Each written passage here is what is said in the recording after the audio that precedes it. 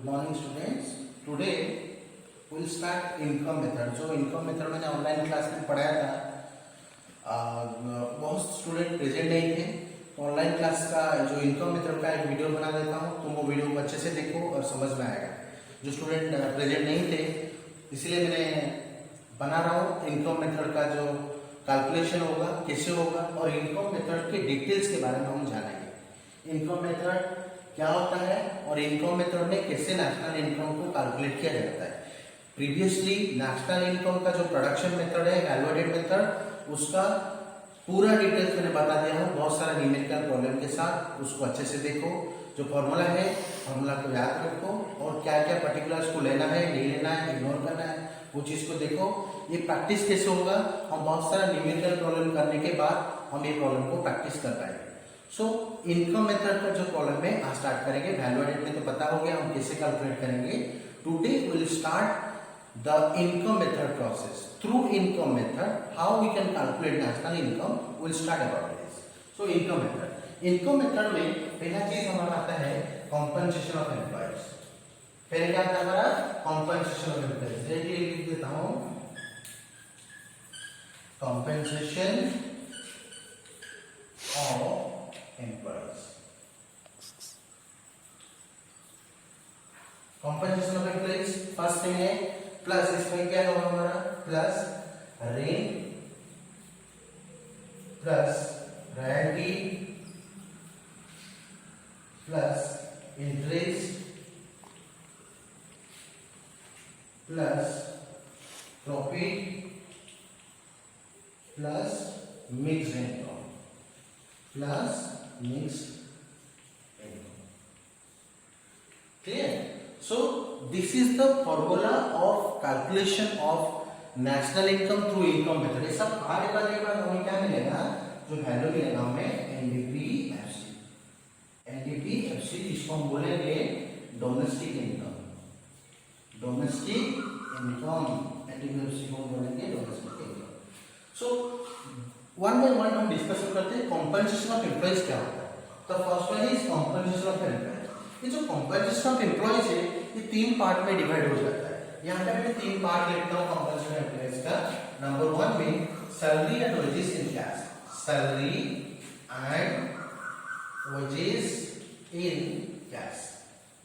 Number two salary and wages in kind. Third employees contribution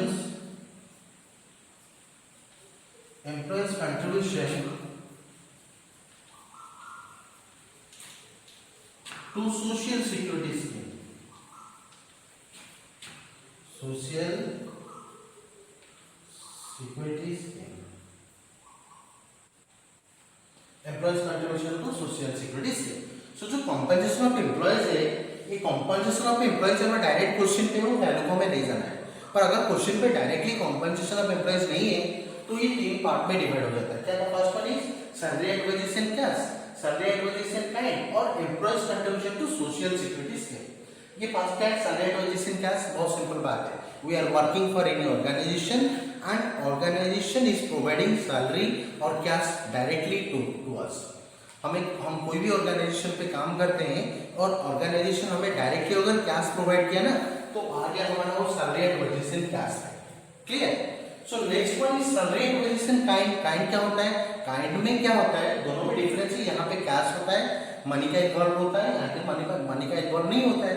अगर काम के बदले हमें कुछ रिवॉर्ड मिल रहा है, कुछ मुनाफा मिल रहा है, कुछ गिफ्ट मिल रहा है, हम कोई कंपनी के लिए काम किए, वो हमें कार गिफ्ट कर दिया, वो भी आ जाएगा किसमें, salary and wages in kind में आ जाएगा। हमने एक फ्लैट प्रोवाइड किया है, वो भी काइंड में आ जाएगा। In kind there is no involvement of any money. Salary and wages in cash में कैश मिलेगा, salary and wages in kind में कैश नहीं मिलेगा अगर कुछ रिवॉर्ड हमें मिल रहा है। ये हो गया हमारा salary and wages in kind. Number 3 employers contribution to social security scheme. ये क्या होता है, एम्प्लॉयर्स कंट्रीब्यूशन। दो चीज होता है, एक एम्प्लॉइज होता है और एक एम्प्लॉयर होता है। एम्प्लॉयर क्या होता है, एम्प्लॉयर मींस जो काम प्रोवाइड करता है वो एम्प्लॉयर होता है। एम्प्लॉइज कौन है, एम्प्लॉय जो है जो काम करता है, जो काम के बदले उसको पैसा मिलता है वो एम्प्लॉइज होता है। So employees contribution to social security scheme जो एम्प्लॉयज होते हैं उनका जो कंट्रीब्यूशन है सोशल सिक्योरिटी स्कीम के लिए, वो जो प्रोवाइड करते हैं उसको हम employers contribution to social security scheme बोलते हैं। सच एज इसमें क्या होता है हमारा पीएफ, प्रोविडेंट फंड, एसिक होगा, हाँ ये सारा हमारा सोशल सिक्योरिटी स्कीम पे जाएगा। प्रोविडेंट फंड हो, employers contribution to social security scheme पे जाएगा या ईएसआईसी जाएगा। ये तीनों वैल्यू को हमें देखना है। अगर क्वेश्चन पे कंपनसेशन ऑफ एम्प्लॉयज का वैल्यू डायरेक्टली है, वो वैल्यू को ले जाएंगे। अगर वैल्यू नहीं है तो ये तीनों दिया होगा, salary and wages in cash का वैल्यू होगा, या salary and wages in kind का वैल्यू होगा, या employers contribution to social security scheme का वैल्यू होगा। ये तीनों वैल्यू को अगर हम ऐड कर देंगे ना, ये कंपनसेशन ऑफ एम्प्लॉयज का वैल्यू हमें मिल जाएगा। क्लियर? मान लो आप बोलोगे सर अगर वैल्यू तीनों का वैल्यू नहीं होगा, दो वैल्यू होगा, तो क्या करेंगे हम? ये जो दो वैल्यू को हम क्या करेंगे? ऐड करेंगे। नेक्स्ट जो वैल्यू होगा, जो वैल्यू का इग्नोर एब्सेंस होगा, जो वैल्यू नहीं होगा, वो वैल्यू को हम ले जाएंगे जीरो। वैल्यू नहीं ले, वैल्यू का जो फिगर है, नंबर है, नहीं है मींस जीरो ले जाएंगे। तो तीनों को ऐड करेंगे तो ये वैल्यू मिल जाएगा। ये हमारा कंपनसेशन ऑफ एम्प्लॉयज। नेक्स्ट क्या होता है हमारा? रेंट होता है। रेंट क्या होता है? Rent is being paid for the land. हम जानते हैं, हम किसी के घर में रहते हैं, उसको हम रेंट प्रोवाइड करते हैं, यानी कि लैंड को लेके बेसिकली रेंट होता है। रेंट क्या है तुम लोग अच्छे से जानते हो, मुझे ज्यादा बोलने की जरूरत नहीं है। जिसको रेंट सोचते हो वही रेंट है। Next one is royalty. Royalty क्या होता है? दोनों आंसर सेम ही। रेंट रॉयल्टी में डिफरेंस क्या होता है? रॉयल्टी रेंट जमीन के ऊपर और रॉयल्टी जमीन के नीचे बोल सकते हो। हम लैंड पे जो लैंड को लेकर रेंट होता है, वहां पे रॉयल्टी में क्या होता है? जमीन के ऊपर हम घर बनाते हैं, उसके लिए रेंट प्रोवाइड देते हैं, या जो रहता है हमारा घर में वो हमें पैसा प्रोवाइड करता है। रॉयल्टी क्या होता है? जमीन के नीचे अगर कोई जगह को हम खोदते हैं, नीचे से कुछ मिलता है, माइंस वगैरह होता है, they are paying royalty to the government. वहां पे क्या होता है? या कोई एरिया को हम खोदते हैं, उसके लिए हमें गवर्नमेंट को रॉयल्टी देना होता है, वो हो गया हमारा रॉयल्टी। और इंटरेस्ट क्या होता है? Interest is being paid for the capital. Capital को लेके इंटरेस्ट मिलता है। हम इंटरेस्ट बहुत सिंपल बनाते हैं, हम बैंक पर फिक्स डिपॉजिट करते हैं और वो जो डिपॉजिट के बदले, हमारे कैपिटल के बदले हमें इंटरेस्ट मिलता है, वो हो गया इंटरेस्ट। इंटरेस्ट के बारे में बहुत अच्छे से जानते हो, इंटरेस्ट क्या होता है। और एक होता है profit. Profit is a reward goes to the entrepreneur. What is profit? अब बोलते हैं selling price minus cost price, वो मैथमेटिकली नहीं। इकोनॉमी में प्रॉफिट मतलब it is a reward goes to the entrepreneur. Entrepreneur के लिए जो रिवॉर्ड होता है उसको हम प्रॉफिट बोलते हैं। और एक है प्रॉफिट के बाद हमारा आता है मिक्स्ड इनकम। प्रॉफिट के बाद क्या होता है? Mixed income. अब मिक्स्ड इनकम क्या है? मिक्स्ड इनकम ये है, मान लो जो इनकम तो हमें पता चल जाता है कि रेंट के लिए जो इनकम, कंपनसेशन ऑफ एम्प्लॉयज के लिए जो इनकम होता है, रेंट के लिए जो इनकम होता है वो एक इनकम है। रॉयल्टी के लिए होता है इनकम, इंटरेस्ट में जो इनकम मिलता है, या प्रॉफिट के लिए जो इनकम होता है। लास्ट में ये सबको छोड़ के कोई ठेला का बिजनेस कर रहा है, रोड साइड में कोई छोटा मोटा बिजनेस कर रहा है, कोई वेजिटेबल का जो बेच रहा है, वो सारा हमारा मिक्स्ड इनकम में जाएगा। उन सब का इनकम भी हमारा नेशनल इनकम में कैलकुलेट किया जाएगा। उस सब इनकम को हम बोलेंगे क्या? मिक्स्ड इनकम बोलेंगे। तो देखेंगे तो composition of employees, rent, royalty, interest, profit और मिक्स्ड इनकम। हम ये सबको अगर ऐड करेंगे, सबको ऐड करेंगे, सी कंपोजिशन ऑफ एम्प्लॉयज हो, या रेंट हो, या रॉयल्टी हो, या इंटरेस्ट हो, या प्रॉफिट हो, या नेक्स्ट मिक्स्ड इनकम, सबको ऐड करने के बाद हमें एनडीपीएफसी मिल जाएगा। क्या मिलेगा? डोमेस्टिक इनकम मिलेगा। अगर क्वेश्चन में पूछेगा नेशनल इनकम, हम कैसे जाएंगे? डोमेस्टिक इनकम के साथ एनडीपीएफसी से। एनडीपीएफसी को क्या बोलते हैं? डोमेस्टिक इनकम बोलते हैं। एनडीपीएफसी को बोलते हैं डोमेस्टिक इनकम, एनएनपीएफसी को बोलते हैं नेशनल इनकम। कैसे जाएगा? अगर क्वेश्चन पे नेशनल इनकम कैलकुलेट करने के लिए बोला है तो हमें एनडीपीएफसी मिला। बहुत सिंपल बात है। नेशनल इनकम में कैसे जाएंगे? यहाँ पे क्या करेंगे हम? पी कैंसिल कर दिए, यहाँ पे एन कैंसिल कर दिए, यहाँ पे एफसी दोनों कैंसिल हो गए। डोमेस्टिक टू नेशनल बस का, from domestic to national means we have to add only NFI.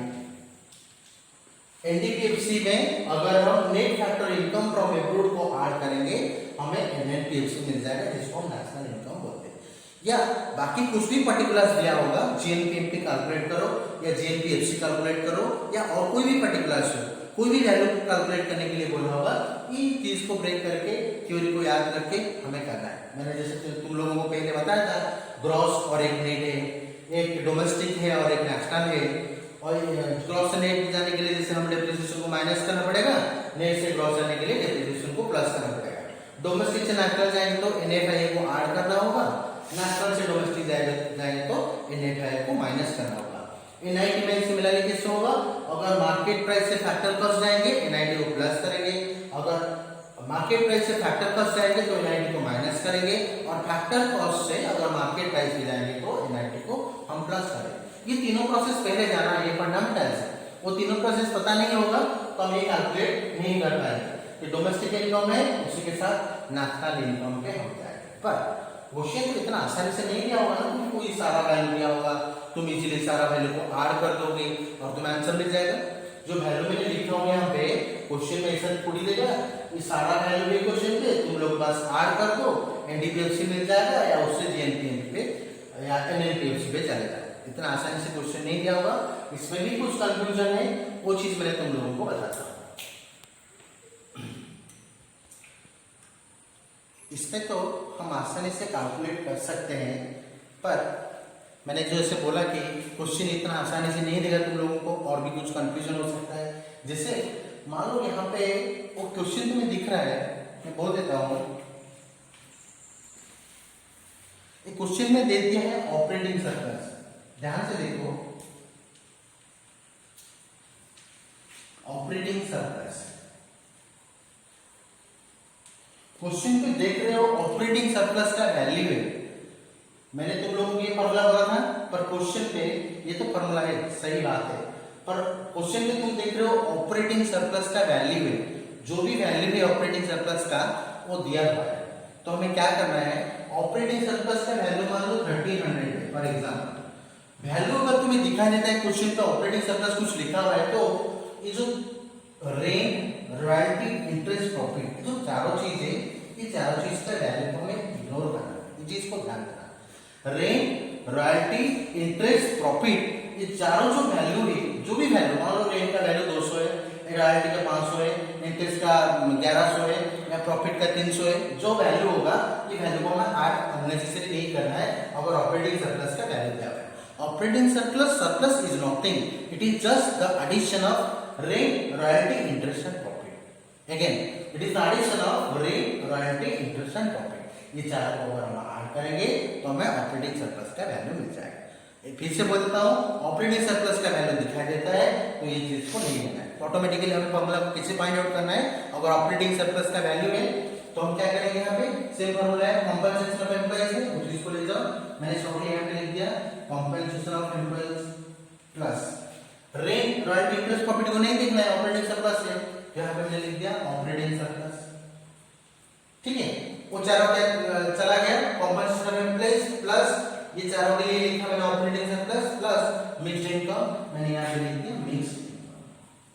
इतना ही बस, compensation of employees plus operating surplus plus mixed income, या सब पार्ट करेंगे तो हमें मिलेगा NDPFC और प्लस NFI अगर करेंगे तो प्लस NFI करेंगे तो हमें मिल जाएगा NNPFC। ठीक है, ये प्रोसेस में हम कैलकुलेट करेंगे। और भी एक चीज है मैं बोल देता हूँ, यहाँ पे जो प्रॉफिट है ना, ये जो प्रॉफिट है, रेंट, रॉयल्टी, इंटरेस्ट, प्रॉफिट में अगर ऑपरेटिंग सरप्लस दिया होता है, ये चारों को इग्नोर करना है, कोई प्रॉब्लम नहीं है। वैल्यू होने के बावजूद भी हम वैल्यू को इग्नोर करके ऑपरेटिंग सरप्लस का वैल्यू को लेना है। पर अगर क्वेश्चन में रेंट है, रॉयल्टी है, इंटरेस्ट भी है, प्रॉफिट का वैल्यू नहीं दिया होगा तो और कुछ वैल्यू होगा, उसको ध्यान से देखो। अगर प्रॉफिट नहीं होगा उसमें क्या होगा, corporate tax, corporate tax, dividend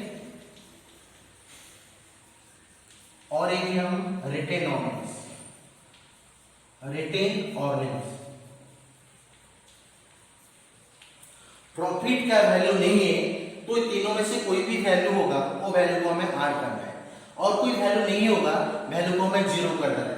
corporate tax का वैल्यू मान लो 100 है, डिविडेंड का वैल्यू 300 है, रिटेन अर्निंग्स का वैल्यू 200 है, तो प्रॉफिट कितना हो जाएगा हमारा 600 हो जाएगा हमारा प्रॉफिट, 600 हो जाएगा हमारा प्रॉफिट। मान लो इसमें एक वैल्यू नहीं है, फिर भी कोई प्रॉब्लम नहीं है, डिविडेंड का वैल्यू नहीं दिया हुआ है कॉर्पोरेट टैक्स से, और रिटेन अर्निंग्स से। हम क्या करेंगे, प्रॉफिट का वैल्यू कितना आ जाएगा, 200 प्लस 100 आ जाएगा, वैल्यू हमारा 300 हो जाएगा प्रॉफिट। या कोई एक भी वैल्यू होगा, कोई एक वैल्यू को ही लेना है। अगर 3 वैल्यू दिया हुआ है, कॉर्पोरेट टैक्स हो, डिविडेंड हो, रिटेन अर्निंग्स हो, हम वो तीनों वैल्यू को ऐड करना है। कॉर्पोरेट टैक्स क्या होता है, जो प्राइवेट बिजनेस करते हैं, जो बिजनेसमैन बिजनेस करते हैं, वो जो गवर्नमेंट को टैक्स देते हैं, वो टैक्स है कॉर्पोरेट टैक्स है। याद रखना, कॉर्पोरेट टैक्स जो है ना, एक डायरेक्ट टैक्स है। Corporate tax is a direct tax जो कंपनी पेड करता है, ये वो हमारा कॉर्पोरेट टैक्स है।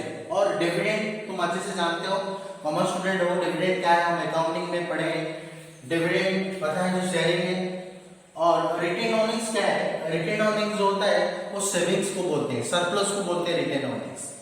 कॉर्पोरेट टैक्स जो टैक्स पेड करते हैं बिजनेसमैन, डिविडेंड जो शेयर होता है, और जो चेक का कैंसिलेशन वगैरह, और रिटेन अर्निंग्स जो होता है यहाँ पे, इसको हम सेविंग को बोलते हैं रिटेन अर्निंग्स। वो वैल्यू को ऐड करेंगे तो हमें प्रॉफिट का वैल्यू मिल जाएगा। इसमें और कोई लक्षण नहीं है, बस इतना प्रोसेस याद रखो, कुछ नहीं है तो सब चीज को ऐड कर देना। अगर ऑपरेटिंग सरप्लस दिखाई देता है तो ये चारों को ऐड कर देना, बाकी को इग्नोर करना या स्किप करना। और भी एक बात है, प्रॉफिट अगर वैल्यू नहीं होगा, ऑपरेटिंग सरप्लस वैल्यू भी नहीं है, प्रॉफिट के बदले अगर corporate tax, dividend, retained earnings कोई भी वैल्यू होगा, हम वो वैल्यू को ऐड कर देंगे तो हमें प्रॉफिट का वैल्यू मिल जाएगा। This is the formula and detailed process of calculation of national income in income method.